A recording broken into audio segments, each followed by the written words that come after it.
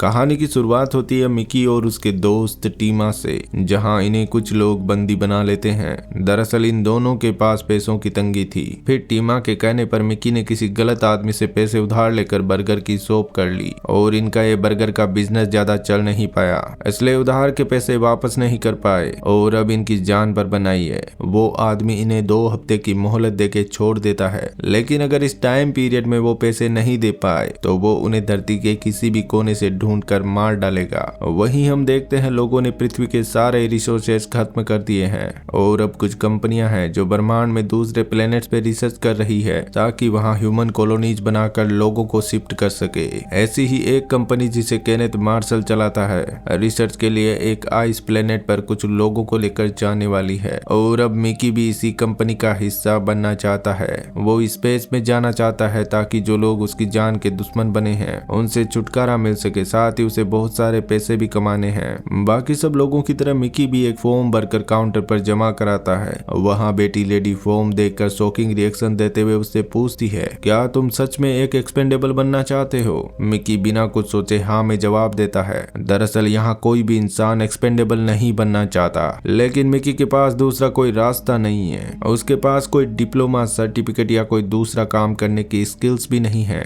इसलिए एक्सपेंडेबल बनना उसकी मजबूरी है। वहीं हम मिकी के दोस्त टीमा को देखते हैं जिसे एक पायलट की जॉब मिल चुकी है। एक लेडी आकर मिकी को अपने साथ स्पेसशिप में लेकर जाती है। वो उसे बताती है कि ये काम जितना खतरनाक है उतना ही मजेदार भी है। दरअसल ये लोग एक्सपेंडेबल उस इंसान को कहते हैं जिसके क्लोन बनाए जाएंगे, फिर उनसे दूसरे प्लेनेट्स पे जोखिम भरे काम करवाए जाते हैं और जब किसी क्लोन की मौत हो जाती है तो ये फिर से एक नया क्लोन प्रिंट कर लेते हैं। वो लेडी जिसका नाम काई है यहाँ मिकी के साथ एक प्रोसेस करती है। इससे उसकी सारी मेमोरीज और बॉडी टेक्सचर को सेव कर लिया जाता है। इस पूरी प्रोसेस को ये लोग पर्सनालिटी बैकअप कहते हैं। मिकी को बताया जाता है कि वो एक्सपेंडेबल बनने के लिए पूरी तरह से तैयार है। आगे हम देखते हैं कि मिकी एक स्पेसशिप में है जहां उसके साथ कई सारे लोग हैं और ये सभी के सभी उसी आइस प्लेनेट पर जा रहे हैं। यहाँ सब लोग उसे मिकी 1 कहकर बुला रहे हैं। दरअसल पर्सनालिटी बैकअप के बाद उसे गोली मार दी गई थी। ये भी इनकी प्रोसेस का ही एक पार्ट था और अब जो मिकी है वो उसका फर्स्ट क्लोन है। इस क्लोन को ओरिजिनल कहना भी गलत नहीं होगा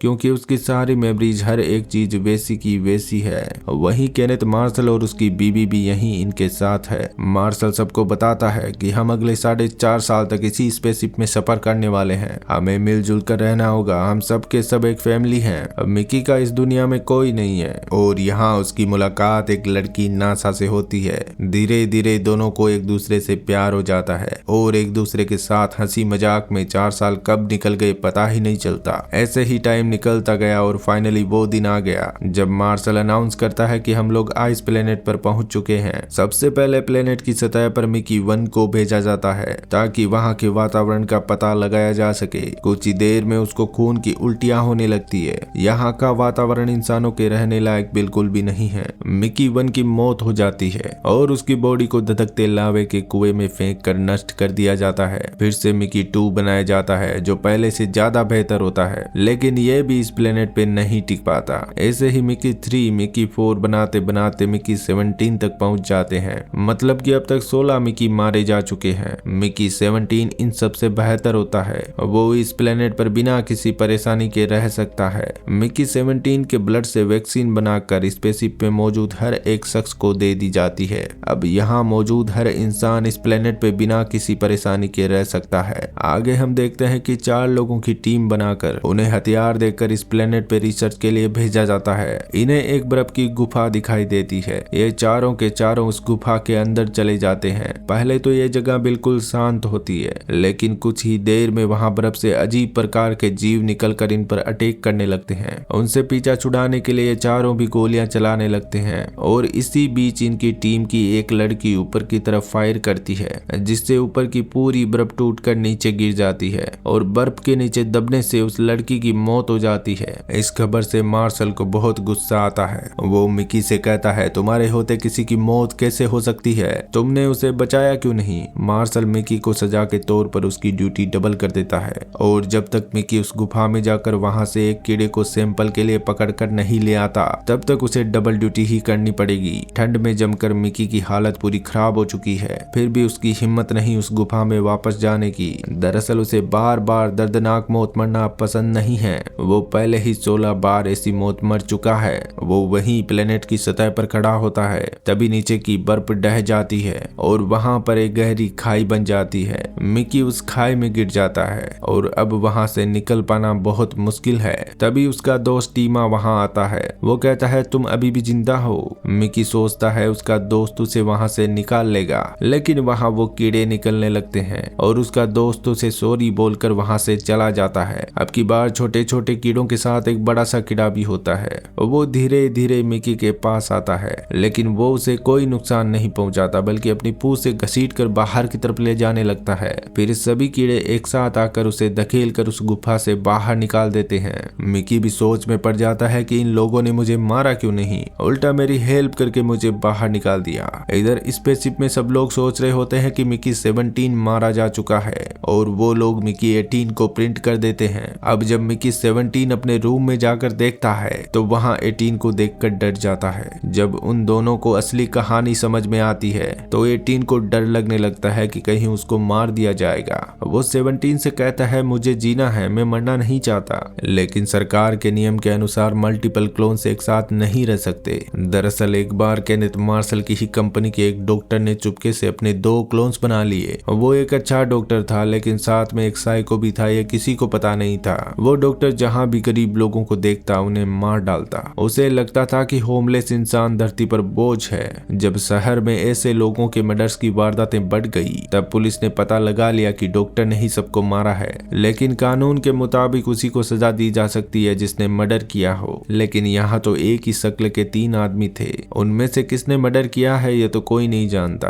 बाद में उन तीनों को ही जेल में भेज दिया गया। साथ ही एक मीटिंग बुलाई गई जिसमें ह्यूमन क्लोन्स को लेकर नए नियम बनाए गए। उनमें से एक नियम ये भी है कि अगर कभी गलती से किसी आदमी के मल्टीपल क्लोन्स बन जाते हैं तो उन सभी क्लोन्स को नष्ट कर दिया जाएगा। मिकी 17 एक सीधा साधा इंसान है और वो वोलेंस से भी दूर रहता है। वहीं मिकी 18 इसका पूरा उल्टा है। 18 को लगता है कि अगर उसने 17 को मार दिया तो किसी को मल्टीपल क्लोन्स वाली बात पता ही नहीं चलेगी, इसलिए वो उसे उसी धधकते कुएं में गिराकर मारना चाहता है। लेकिन तभी किसी के आने की आवाज सुनकर ये दोनों छिप जाते हैं। ये देखते हैं कि टीमा किसी को ड्रग्स बेच रहा है जिसे वो लेब से चुरा कर लाया है। 18 कहता है इसे तो मार देना चाहिए, इस सिचुएशन में हम लोग आज इसी की वजह से है। फिर उससे रहा नहीं जाता और वो टीमा को उस कुएं में गिरा देता है। टीमा उसमें लटक जाता है। हालांकि 17 उसे रोकने की कोशिश भी करता है, लेकिन वो नहीं रुकता। तभी वहां नासा एक आदमी के साथ आती है, जिसकी आवाज सुनते ही 17 जल्दी से छुप जाता है और 18 टीमा को बाहर निकालता है। नासा पूछती है तो टीमा बहाना बना देता है कि पैर फिसलने की वजह से वो इस कुएं में लटक गया था, क्योंकि टीमा अच्छे से जानता है कि अगर सच बोल दिया तो मिकी भी ड्रग्स वाली बात बता देगा। यहाँ से 18 नासा के साथ जाने लगता है। वहीं 17 भी उनके पीछे रूम में चला जाता है। जैसे ही नासा को 2 मिकी वाली बात पता चलती है वो दोनों को एक्सेप्ट कर लेती है। उसे कोई प्रॉब्लम नहीं है, वो दोनों के साथ रहने को तैयार है। लेकिन काई इन तीनों को एक साथ देख लेती है। वो मार्शल को बताने निकल जाती है। नासा उसे रोकती है। वो उसे बात मार्शल को नहीं बताने के लिए कन्विंस करती है। वहीं इधर मिकी 18 को मार्शल पे ही गुस्सा आने लगता है। वो गन लेके उसे शूट करने के लिए निकल जाता है। मार्शल को इस प्लेनेट से एक बेशकीमती पत्थर मिला है जिसको बीच में से काटा जा रहा है। मार्शल वहां पर मौजूद सभी लोगों को इस पत्थर के बारे में बता रहा होता है। जैसे ही वो पत्थर 2 भागों में डिवाइड होता है उसमें से एक कीड़ा निकलकर इधर उधर भागने लगता है। लोगों में भगदड़ मच जाती है। मार्शल सिक्योरिटी से उस कीड़े को पकड़ने के आदेश देता है। कीड़े को तो पकड़ लिया जाता है, लेकिन तभी मिकी 18 गन लेकर मार्शल के सामने खड़ा हो जाता है। वो जैसे ही गोली चलाता है नासा उसे रोकने की कोशिश करती है, जिससे उसका निशाना चूक जाता है और गोली मार्शल के चेहरे से छू कर निकल जाती है। तभी वहां पर एक और कीड़ा निकलकर मार्शल पे कूद पड़ता है, लेकिन उसे शूट करके मार दिया जाता है। अब मार्शल 17, 18 और नासा तीनों को जेल में बंद करवा देता है। 17 नासा को बताता है कि जब वो उस बर्फ की दरार में फंस गया था तब उन कीड़ों ने उसे बचाया था। नासा कहती है ये बात हमें मार्शल को बतानी होगी कि ये कीड़े हमें नुकसान नहीं पहुंचाएंगे। इधर लेब में जब उस कीड़े पे रिसर्च की जाती है तो वो जोर जोर से आवाज करने लगता है, जिसे सुनकर बहुत सारे कीड़े बाहर इकट्ठा होने लगते हैं। मार्शल की बीवी उस कीड़े की पूंछ काट कर उसका सॉस बना लेती है। आगे दोनों मिकी और नासा को मार्शल के सामने पेश किया जाता है। मार्शल एक जलता सरिया निकाल कर 18 के चेहरे पर लगा देता है, जिससे उसके चेहरे पर भी सेम वैसा ही निशान हो जाता है जैसा 18 के गोली चलाने से मार्शल के चेहरे पर हुआ था। नासा मार्शल को बताती है कि ये कीड़े हमारे लिए खतरा नहीं है, इन्होंने मिकी की जान बचाई थी,